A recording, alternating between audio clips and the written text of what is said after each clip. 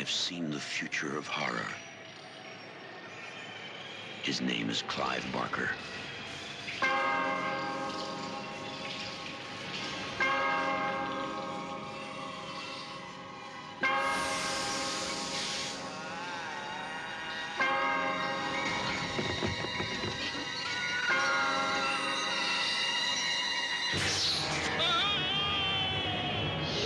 Hellraiser. We begin with thrusting. Oh no. And fire. I want to have it. Crispin Glover, have you been to the store? Yes! Hey guys, welcome back to WeWatchedAMovie. Jay, Mike, Hellraiser time! You thirsty girl. You salty. We have such sights to show you.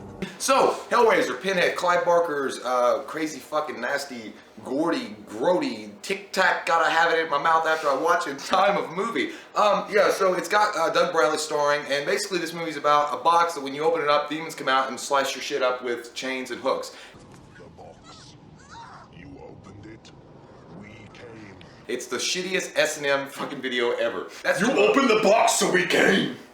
What's your pleasure? Basically, that's it. There's a guy named Frank Cotton, and he's into debauchery. He's into all this nasty stuff, and then he wants to take it to another level. He gets this box from a weird little Asian man that's dirty hair, looks like... What's your pleasure? Yeah, I was like, well, take a shower, dog. Damn, you stink. And he buys this, because you know that's the good thing to do. Go meet a guy like Bangkok and buy a box for like nothing. He's like, you own it already, dude. And then the Cenobites are basically, they're explorers of a higher realm of pleasure. They feel like pain and torture is sexual in some way, and they like to show that. I was like, I don't know what you're talking about right now. They're like the pussycat dolls from hell. That's what they are. Oh no.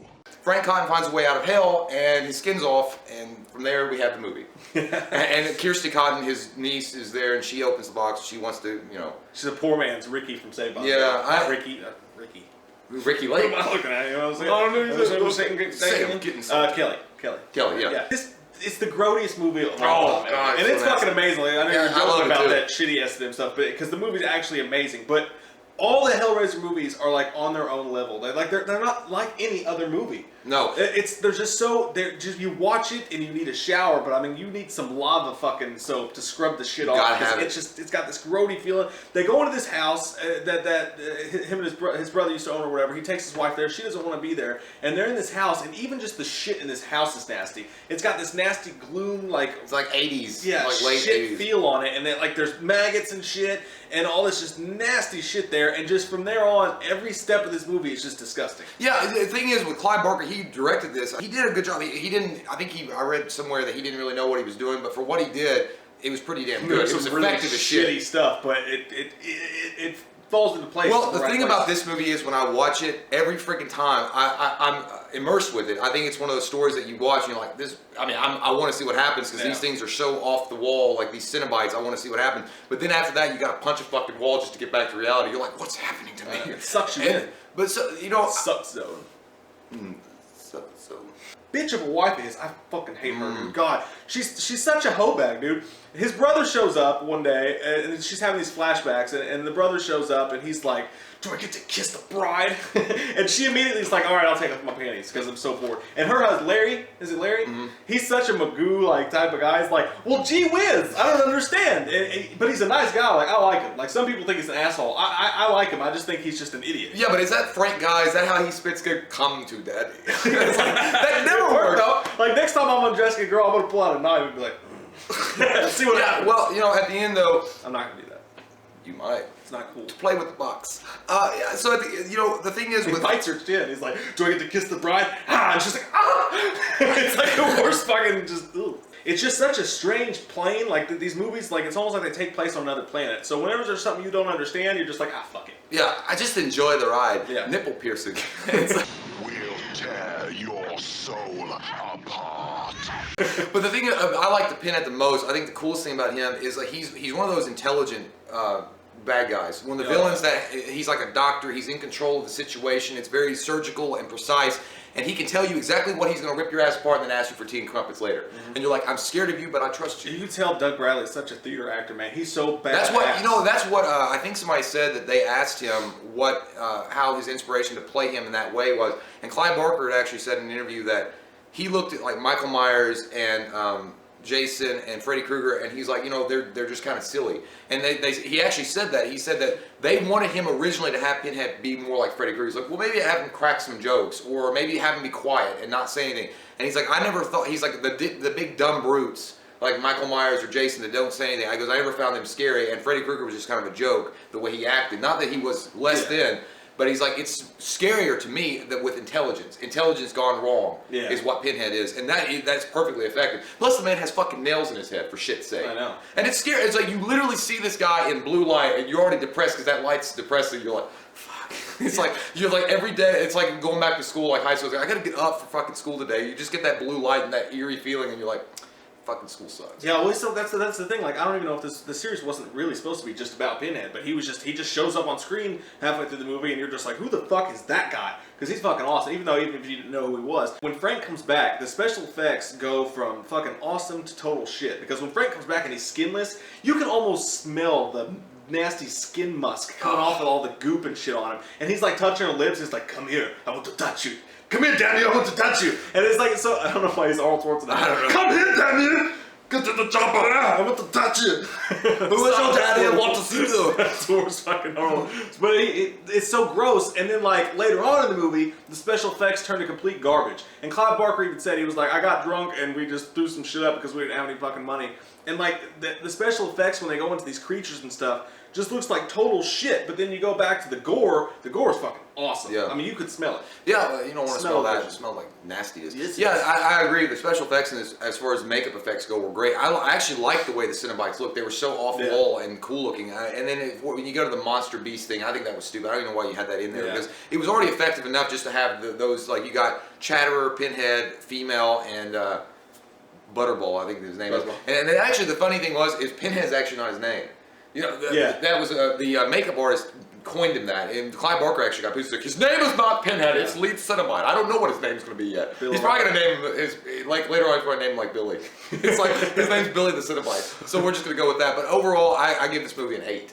Dude, I give it a 9.5, actually. Wow. I know, I fucking love it because it has so many issues. Like, it's not even near a perfect movie, even though I give it a 9.5, because even the acting, like, the shit, like, the acting is terrible, but at some points it's really great, like, theater acting, kind of. And I'm not just talking about Pinhead, from everybody. Like, it's really just, like, everything in the movie, every word said, it just seems out there and off place and off kilter, and it makes you feel disturbed. Like, and some of it's funny, but it's still not that bad. Like, when after they have sex and Frank's sitting there, he's like, it's done having sex and it's like it's all over with. He's like, it's never enough. And he like walks away. It's like, what the fuck? She's like, please, I'll do anything. He's like, was it that good of a fuck, lady? No, obviously he was telling us, you suck. It's like, I've done everything to you, anal and everything, and it's not good. I mean, and her husband is the perfect role for that because he's so magooish and Frank's such a badass, and I guess she just needed a good lay or whatever. But even there's just so much awkward, just gross shit. This movie just stains you in a way. And what I look for in a movie is like, it's not generic at all. Like, it really actually affects you in some sort of way. And this is no other movie is like Hellraiser. It stands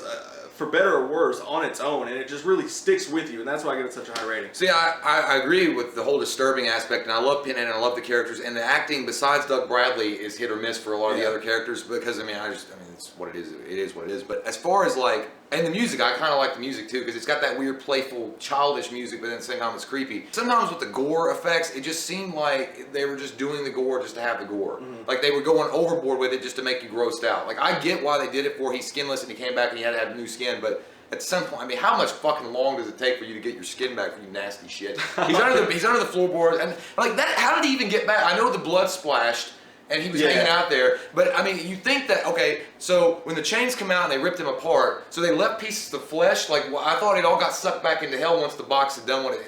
And why didn't he just take him back to hell and do it there anyway? Why did he have to do it right there in the attic? It's like, was hell like overcrowded that day? Like, we're just gonna do it here. We're just gonna do it here. I think they just, I don't know. See, sometimes it didn't make sense. Yeah, it was just the plots and the whole series fucking does that. Oh no, but it's got some of the best lines, the creepy, just like diabolical fucking lines at the end. Jesus wept. It's like that's so nasty. What does it even mean? I'm fucking upset. He'd be like, oh god, he was like all crying. He licked his lips, and you know that line was supposed to be "fuck you." Oh yeah, well Jesus wept is even creepier. So like, you're like I vomited in my mouth just now. But actually that part, and I also like when they zoomed in on obviously the big one, it will tear your soul part, and how he's breathing out coal. I always think when I see him just start breathing out coal, it's like Ventine ice, huh? He had all this great stuff that he was waiting for the end to build with. Especially when Frank gets confronted by the Cenobites and they're gonna have this big showdown. Then he got there and he was like, oh my God, what am I gonna do? And he's like, I'm gonna put that one there, and then I'm gonna put that one there, and then it's like so sublime that. I'll just tell you what, if I didn't know what this movie was and I found it on a blank VHS tape and I watched it, I would burn the fucking thing. I know. And I would never speak of it again. Would you have like a campfire and crosses and go hamala hamala? Like you ever get all naked? The phone would ring 10 minutes later, like, you have 7 days. I would never answer it. That's a different movie. But yeah, but at the end, they put some stank on it. And that's what happens. It's disgusting, it's gripey, and it really sticks with you. So 9.5 for me, 8.0 for Jay. What do you guys give Hellraiser? What was your first thought when watching this movie? Did it gross you out? Did it not affect you at all? Did it bother you? Did you take a shower? Did you call your mother and talk to her for a few minutes about your father's bowel issues, just to make you feel at home a little bit? You didn't, I didn't call him about bowel issues. Okay. So anyways, guys, I'm Mike. He's Jay. We'll see you next time. In hell. We watched a movie. Yeah. We watched a movie.